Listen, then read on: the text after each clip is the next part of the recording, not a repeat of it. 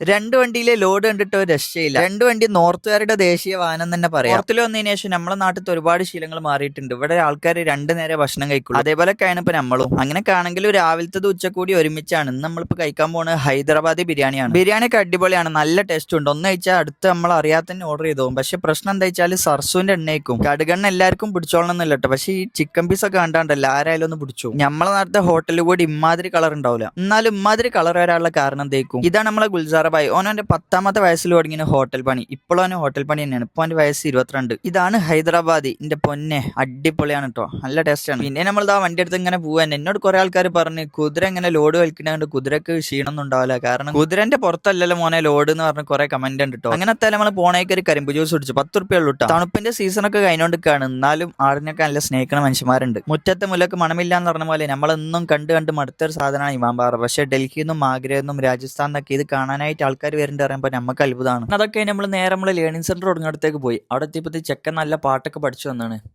नवीन तेरे कवि कल हो, ये दिल बन जाए पत्थर का।